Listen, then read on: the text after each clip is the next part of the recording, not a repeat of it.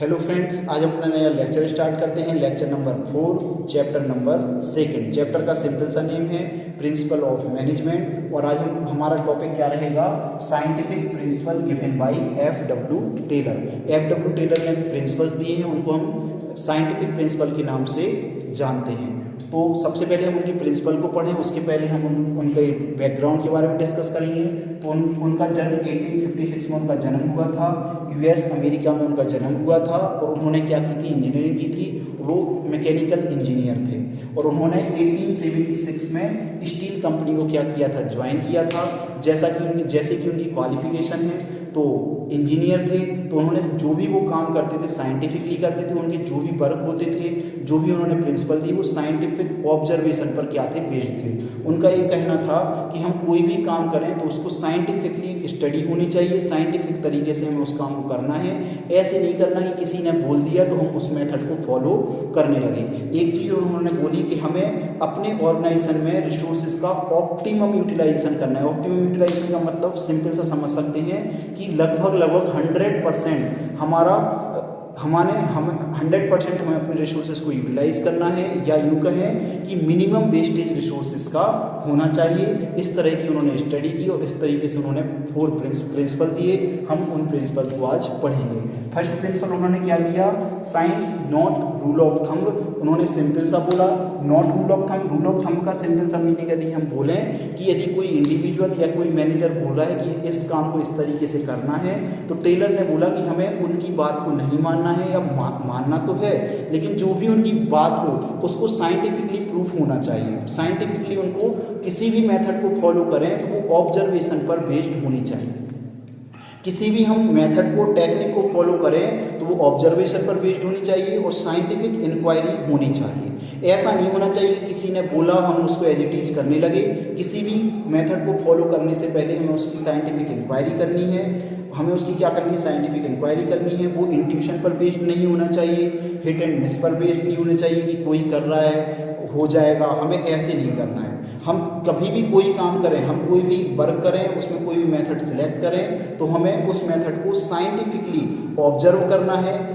उसी के हिसाब से हमें क्या करना है, जो बेस्ट मेथड है हमें बेस्ट मेथड से ही किसी भी काम को करना है। थिंकिंग बिफोर डूइंग, किसी भी काम को करने से पहले हमें उसके बारे में क्या करना है, सोचना है, चिंतन करना है, तभी जाके हमें उस मेथड को क्या करना है, सिलेक्ट करना है। टेलर ने एक बात और बोली थी, किसी भी काम को करने के लिए उसकी सबसे एक मेथड होती है, एक मेथड ही बेस्ट होती है और हमें साइंटिफिक इंक्वायरी के द्वारा, हमें ऑब्जर्वेशन के द्वारा उसी एक मेथड को क्या करना है, सिलेक्ट करना है। उसी बेस्ट मेथड से हमें क्या करना है, वर्क करना है। जब हम उसी बेस्ट मेथड से वर्क करेंगे तभी हमारे वर्क्स या तभी हमारे गोल्स, ऑब्जेक्टिव क्या होंगे, इफेक्टिवली एंड इफिशिएंटली क्या होंगे, अचीव। मेरे ख्याल से आपको समझ में आ गया होगा कि हमें रूल ऑफ थंब का सिंपल सा मतलब हमें किसी पर्सन की बात नहीं माननी है। उनकी बात, जो भी हम मेथड है, टेक्निक को फॉलो करें वो साइंटिफिकली प्रूफ होनी चाहिए, साइंटिफिक बेस्ड होनी चाहिए। उसकी हमें क्या करना है, एक्सपेरिमेंट करने हैं। आ गया समझ में? उसी तरीके से थिंकिंग बिफोर डूइंग, किसी भी काम को करने से पहले उस काम के बारे में सोचना है कि हम किस बेस्ट तरीके से हम इस काम को कर सकते हैं। मेरे ख्याल से आपको ये वाली बात समझ में आई होगी। सेकेंड नंबर पर है harmony not Discord. Harmony not Discord का सिंपल सा मीनिंग है, हार्मोनी का मतलब क्या है, हमें सबके साथ सहयोग के साथ वर्क करना है। हम ऑर्गेनाइजेशन में देखते हैं 2 ग्रुप्स होते हैं, एक ग्रुप होता है वर्कर्स वाला और एक ग्रुप होता है मैनेजमेंट वाला। वर्कर्स क्या सोचते हैं, बहुत ध्यान से सुनना, जब भी आप किसी कंपनी में एम्प्लॉय बनेंगे या आपके पेरेंट्स एम्प्लॉयज़ होंगे तो वो क्या बोलते हैं कि वर्कर सोचता है कि मैनेजमेंट हमें पैसे कम दे रहा है, मैनेजमेंट हमें सैलरी कम दे रहा है, मैनेजमेंट हमें वेजेस कम दे रहा है और हमसे काम बहुत सारा ले रहा है।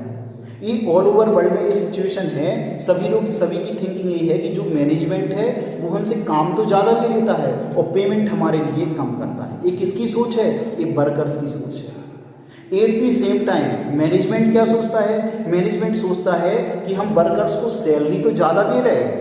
मैनेजमेंट सोच रहा है, मैनेजमेंट क्या सोचता है, हम वर्कर्स को सैलरी तो ज़्यादा दे रहे हैं, उनसे काम कुछ लेते नहीं हैं। दोनों अपोजिट हो गए, दोनों की थिंकिंग क्या है, एक दूसरे के प्रति दोनों की थिंकिंग क्या है, डिफरेंट है, अलग अलग है। हमें ऐसा नहीं करना है।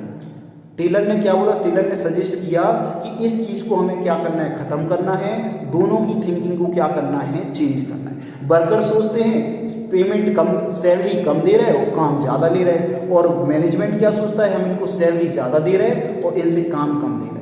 तो टेलर ने क्या बोला, टेलर ने सिंपल सा बोला हार्मोनी नॉट डिस्कॉर्ड, हमें लड़ाई झगड़े करके वर्क नहीं करना है, हमें एक दूसरे के सहयोग से वर्क करना है, हमें दोनों का एटीट्यूड एक दूसरे के प्रति क्या करना है, चेंज करना है। जो एक दूसरे के प्रति जो उनकी नेगेटिव थिंकिंग है उस नेगेटिव थिंकिंग को क्या करना है, खत्म करना है, और दोनों का एटीट्यूड एक दूसरे के प्रति क्या करना है, पॉजिटिव करना है, जिससे दोनों एक दूसरे के बारे में अच्छा सोचें, दोनों एक दूसरे के बारे में नेगेटिव ना सोचें। सेकेंड नंबर पर टेलर ने ये भी बोला कि यदि मैनेजमेंट कुछ अर्निंग करता है, कुछ पैसा कमाता है, पैसे तो सभी कमाते हैं, चाहे कितनी भी बड़ी ऑर्गेनाइजेशन हो, इतनी सक्सेस मिलती है, इतनी ग्रोथ होती है, इतनी प्रॉफिट होते हैं। तो टेलर का कहना था यदि ऑर्गेनाइजेशन को प्रॉफिट होते हैं तो उन्हें वो किसके साथ, कुछ उसका परसेंट उन्हें अपने वर्कर्स के साथ शेयर करना चाहिए। यदि वो अपने वर्कर्स के साथ शेयर करेंगे तो वर्कर्स का मैनेजमेंट के प्रति क्या होगा, डिवोशन बढ़ेगा, वो अपने 100% एफर्ट किसको देंगे, मैनेजमेंट अपने ऑर्गेनाइजेशन के लिए देंगे। तो मेरे ख्याल से आपको समझ में आ गया होगा कि हार्मोनी सहयोग की भावनाओं के साथ वर्क करना है, हमें ना किसी के साथ झगड़े करने हैं, ना किसी के साथ, हमें दोनों के प्रति जो दोनों का मेंटल एटीट्यूड है एक दूसरे के प्रति क्या होना चाहिए, पॉजिटिवली वर्क करना चाहिए। अब हम पढ़ेंगे next cooperation not individualism. Cooperation not individualism में भी लगभग सेम है, ये इसका क्या है, एक्सटेंशन है। जो सेकंड वाला पढ़ा था हार्मोनी नॉट डिस्कॉर्ड का क्या है, एक्सटेंशन है। इसमें सिंपल सा उन्होंने बोला है कि हमें सबके साथ, इसमें भी बोला है सहयोग के साथ वर्क करना है। इसमें इन्होंने क्या बोला, एज्यूम करो मैनेजमेंट कोई प्लान बना रहा है, मैनेजमेंट कोई पॉलिसीज बना रहा है, तो पॉलिसी बनाने से पहले उन्हें किससे डिस्कस करना चाहिए, अपने वर्कर्स के साथ डिस्कस करने चाहिए। और यदि वर्कर्स के पास कोई सजेशन है, कोई आइडियाज़ हैं, तो उनके सजेशन और आइडियाज़ को क्या करना चाहिए, लेना चाहिए। उनका सिंपल सा तर्क ये था कि यदि हम वर्कर्स को, जब भी हम कोई प्लान बनाएं, जब भी हम कोई प्रोसीजर पॉलिसीज बनाए, यदि हम वर्कर्स को सम्मिलित करते हैं, उसमें शामिल करते हैं, उनसे हम आइडियाज़ लेते हैं, सजेशन लेते हैं, तो जब भी हम उस पॉलिसी को इम्प्लीमेंट करते हैं उनकी बातों को मानते हुए, तो वो उसको इग्नोर नहीं कर पाएंगे, वो उसको इग्नोर नहीं करेंगे। क्यों? क्योंकि उसमें उनकी कंसेंट भी शामिल थी, उनके आइडियाज़, उनके सजेशन को भी हमने उसमें इंक्लूड किया था। जब भी हम कोई पॉलिसीज बनाएं तो उनसे बोलें कि आपकी जो जो सजेशन है, आप इसके बारे में क्या सोचते हैं, तो वो हमें उनसे सुनना चाहिए, उनके आइडियाज़ लेना चाहिए, और तभी जाके हमें कोई नया प्लान बनाना चाहिए। मतलब जो हमारे वर्कर्स बोल रहे हैं उनके सजेशन को भी हमें ध्यान रखना है। ऐसे नहीं करना है कि हमने तो प्लान बना दिया, पकड़ो ये तुम्हें करना है, कि मैनेजमेंट क्या बोल रहा है, हमने ये प्लान बनाया, हमने मेथड सिलेक्ट की, अब तुम्हें इस पर वर्क करना है, तो ऐसा नहीं होना चाहिए। हमें उनके सजेशंस और इन सब चीज़ों को भी एक्सेप्ट करना चाहिए। एट दी सेम टाइम यदि मैनेजमेंट ऐसा करता है तो at the same time workers को भी क्या करना चाहिए। यदि मैनेजमेंट आपसे सजेशन ले रहा है, मैनेजमेंट आपसे आइडियाज़ ले रहा है कि बताओ कैसे अच्छा काम करें, तो at the same time workers की भी रिस्पॉन्सिबिलिटी बनती है।